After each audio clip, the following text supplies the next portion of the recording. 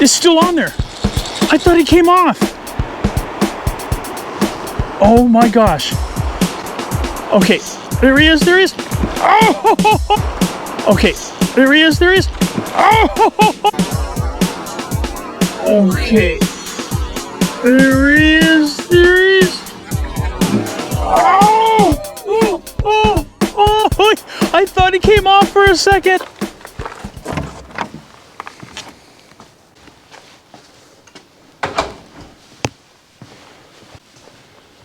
I just checked my battery here, my lithium battery, and it says it's been 111 days.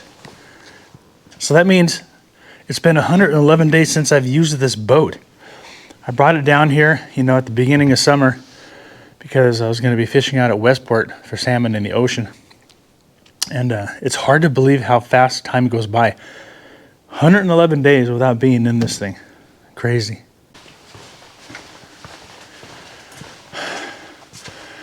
And the funny thing is, I'm down here for a couple of days and I'm still not going to use the boat. I am going to don this pair of old stinky waders that I still haven't replaced. And I am going to grab, what am I going to grab? I'm going to grab, one of these rods. I don't see it. Oh no. Okay, well. Must be in the house. I'm gonna go grab my Spey Rod.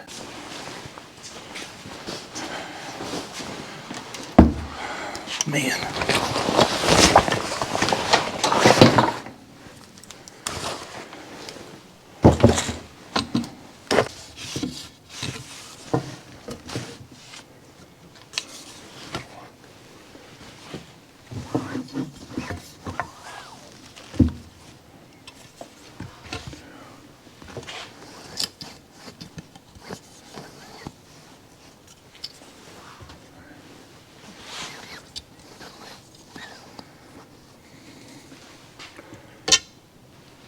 "14-foot rod." Get in there, Gene.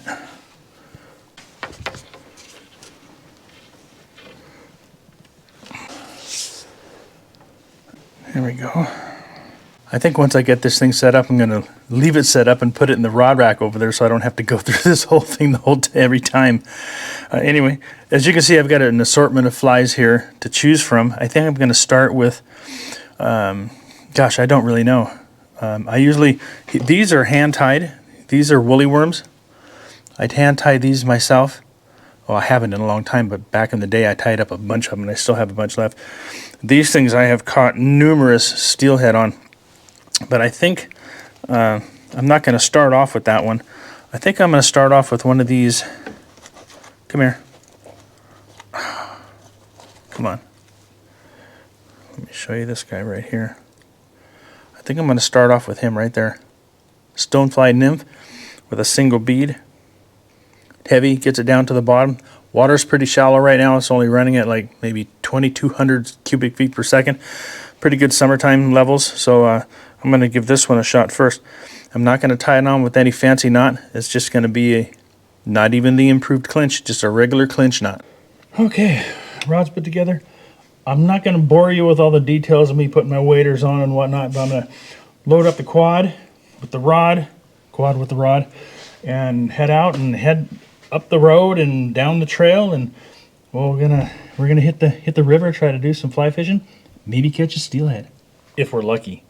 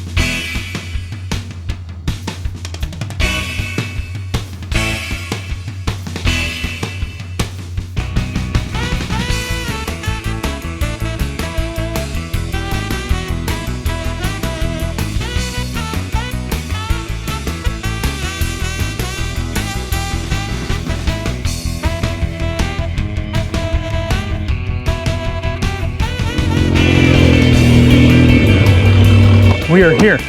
I'm gonna gather up my goods and head down the trail. See you at the river. Here we are.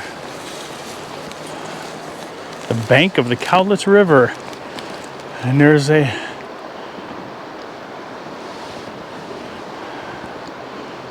floater, drifter, drift boater. But we are going to start way up there at the very top and fish our way down.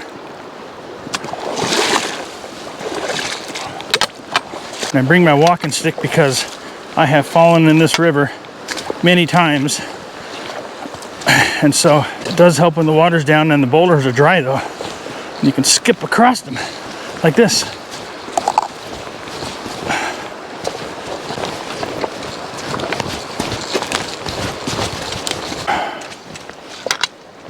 Okay, we are virtually here.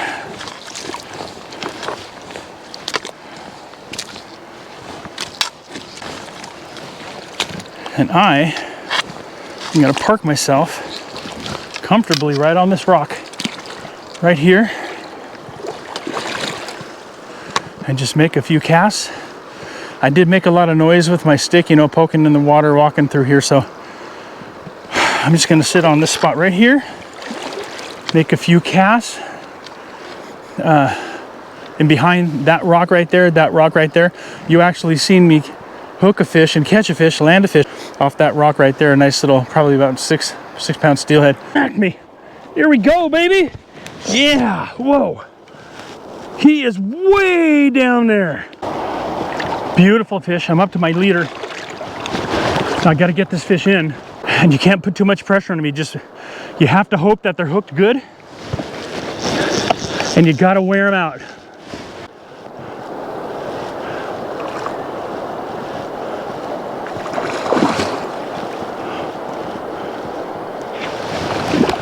Oh, come on. I almost got him. Oh, got myself a steely, baby. Look at you. Just work my way out and down, just dissecting every spot right here with this fly and other ones that I choose to put on.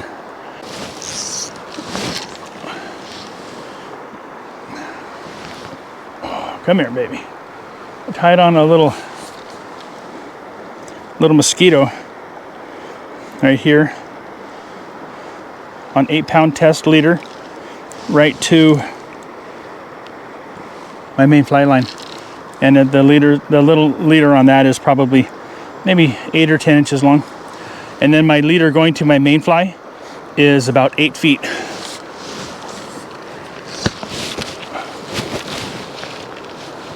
I'm just gonna flip this out a few times and see if we can't maybe stir up something just laying right in here. And I'm gonna take a little rest too. So I'd like to start off with something simple. And of course, you guys know me. If you watch enough of my videos, you know I'm a pretty simple person. I like to keep things simple. And so you'll see me when I'm spey cast. Last time I did a spey casting video, well, actually it wasn't a spey casting video, it was just a video of me fishing with the Spey Rod.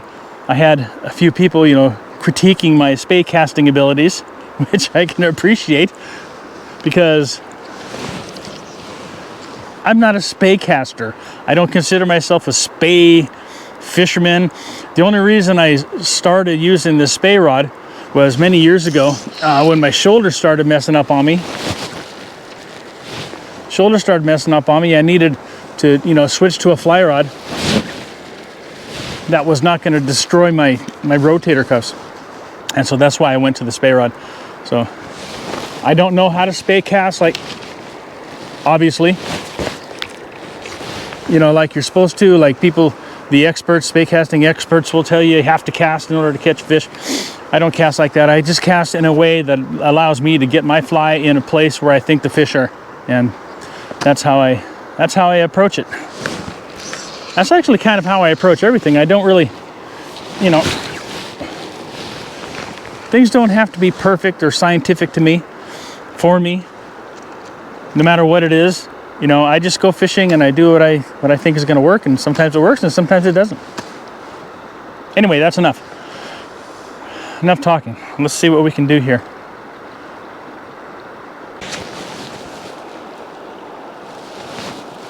This is a floating fly line, a Skagit line.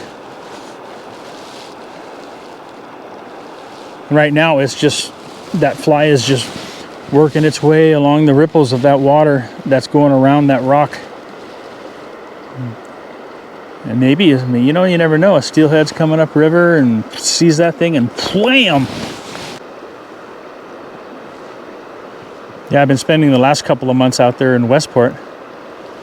You've seen the video where I caught that 52-pound halibut, and Steve caught that monster 20-pound lingcod.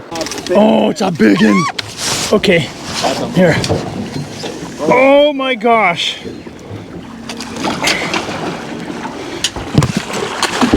Come on, Brian, you can do it. You can do it. Yeah. Holy cow. Ow. Ow. Whoa. Here.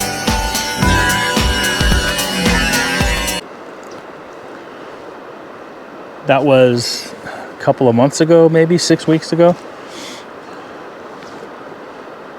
And then the last couple of videos, if you watched them, last 3 videos, I think were salmon fishing out there on Mike's boat with Captain Mike and Brian, which is always a lot of fun.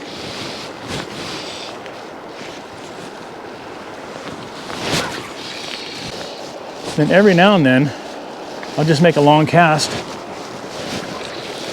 downriver, because it just adds a different presentation to the fly.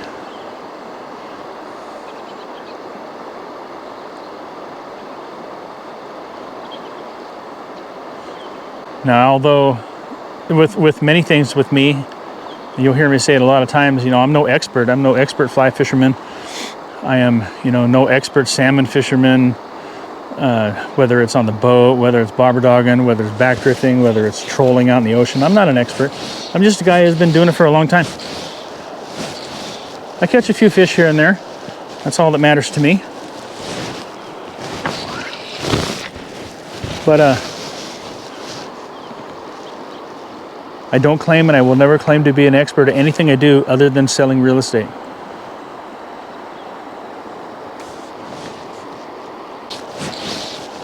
I'll probably change this fly one time here before I move down.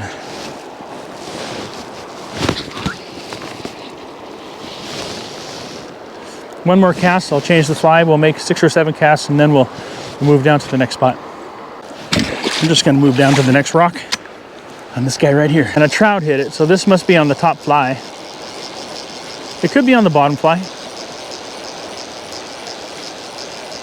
Oh, what do we got here? Oh, it's a little trout on the top fly. It's usually what happens. We'll bring him in and release him unharmed. Oh, it's not even a trout. Oh, look at that. Oh, come here.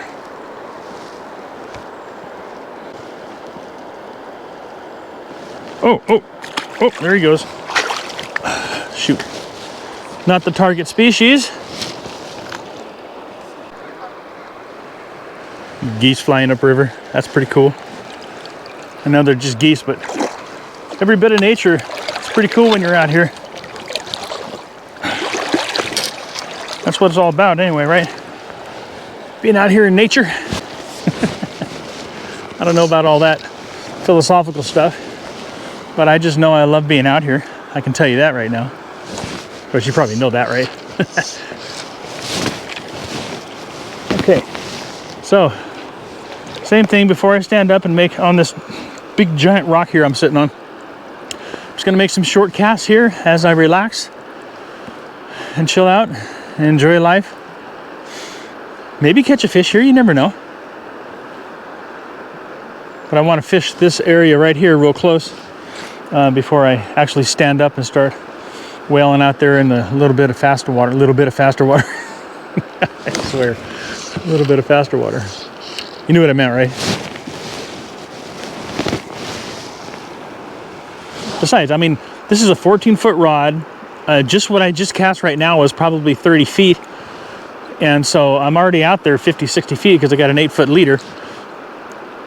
And so I'm actually on the edge of where I need to be, where the fish are most likely going to be anyway. So I don't really need to put a lot of effort or a lot of line out there to catch fish. I mean, I've caught many steelhead just right in here in this soft water.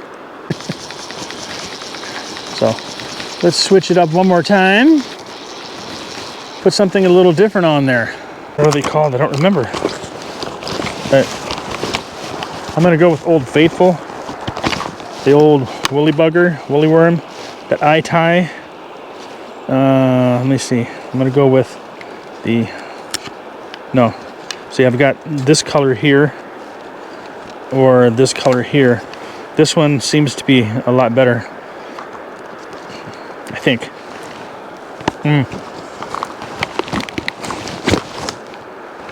I have caught more fish on this particular color than any other color. So, little red tail.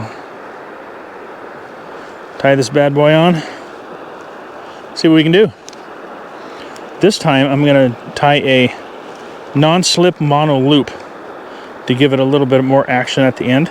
So you make a loop in the line here, just a regular overhand loop. Put the line through the fly eye if you can get it in there. Then you take the line itself and do like 4 wraps. 1, 2, 3. Whoops. Come on. Oh, shoot, I messed up. Okay, try it again. Pull it through. 1, 2, 3, 4 wraps, and then poke it through the loop that you made in the line. Hold on to it. Just pull her tight like that. Give it a yank. And I only go through one time. Some people do it twice, like an improved clinch knot, but I don't put it in the second, put it through the second time. So you have right there the non-slip mono loop. And you can make this a loop smaller so it's closer to the hook, but this allows the fly to act freely. Act freely. Okay. Anyway, and this is a floating fly. It's not a heavy sinking fly, so it's most likely going to be closer to the surface. And if you can see that right there as I'm dragging it along, it's actually on the surface. I hear a lot of people say that fly fishing, you know, especially with long leaders like this, is flossing, but that's a bunch of horse shit. Or, I mean, that's a bunch of BS. When you fish with long leaders on a fly rod, most of the time the fish are coming up behind it anyway. They're not getting flossed. I've caught a lot of fish while just standing on rocks with my rod out like this, with the line straight down river, and you know, the fish just come up behind it and grab it like that. And besides, I think I have most of these woolly worms, I think I tied and I put gink on it, fly floating, keep them on the surface.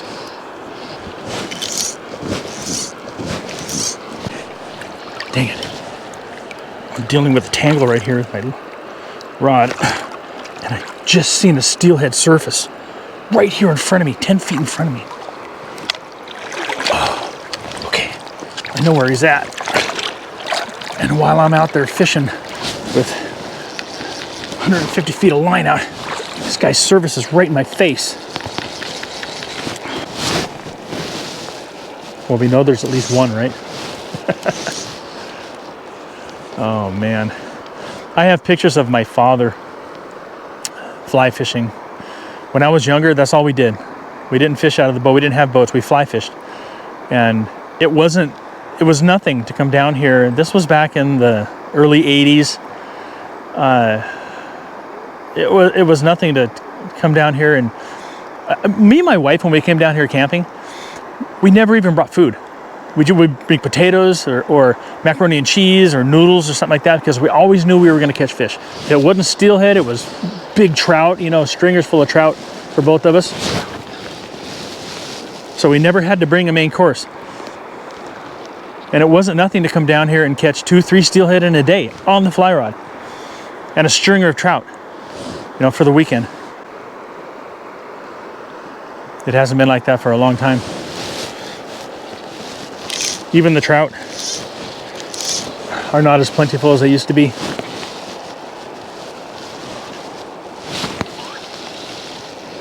But when in doubt, always go back to Old Faithful. Now, this one I tied a little differently because you can see the hairs are shorter.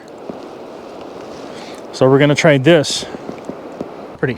Okay, well, this is the last spot that I'm gonna fish.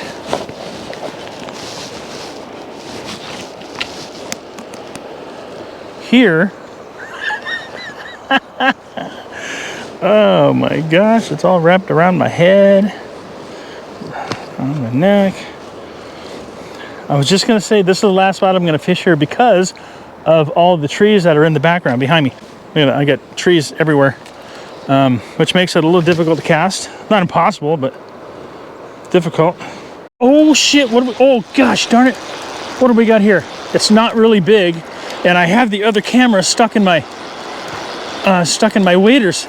Oh, it is a steelhead. Oh, it just came off. It just came off. Oh my gosh. Oh, no, it didn't. It's still on there. I thought it came off. Oh my gosh. Okay, there he is, there he is. Oh! Okay, there he is, there he is. Oh! Okay. There he is, there he is. Oh, I thought he came off for a second. Oh no, and I don't have my other camera. That's okay. Guys, you're just gonna have to deal with one camera going on, okay? Sweet. Oh no, hope it doesn't go down around the rapids there. I think he'll stay above those riffles. I think he'll stay above the riffles. I don't think he's gonna go back down. Oh man, I thought he came off for a second. Oh, there he is again. Okay. I tied a tippet on here, a 15-pound tippet, because my main line, my main leader is 20 pounds. There he is. He's in close. He's gonna jump. He's gonna jump. There he is. Loosen up my drag just a little bit. It's too tight.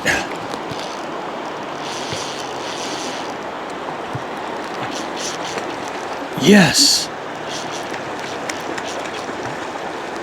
Come on, baby.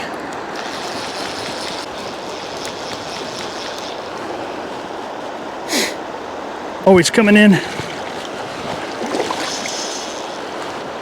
Now, when you're by yourself, steelhead fishing like this, you need to tucker the fish out. So that's what we do. Now he's coming in. Oh, here he is. Here he is. Here he comes.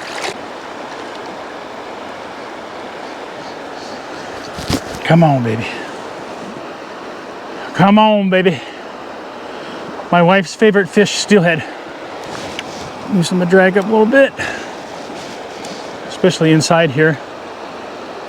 Here he comes. Come on.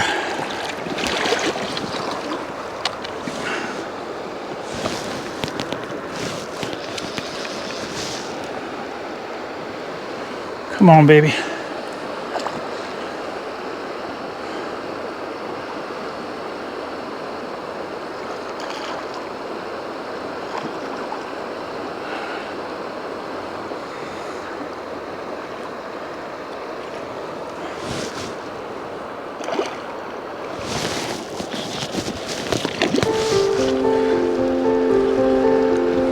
What a beautiful fish. There he goes.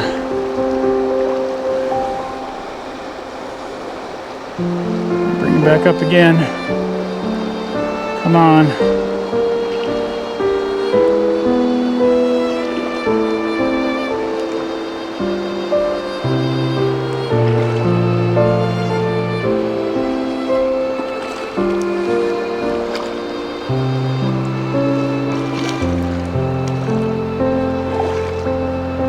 Come on, baby.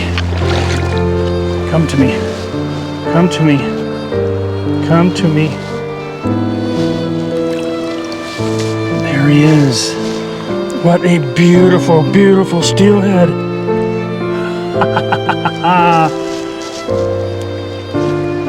Oh man, you can't beat that now, can you?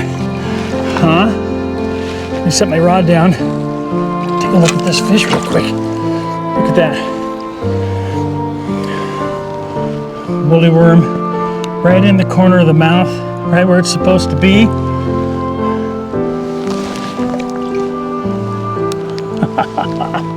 Man.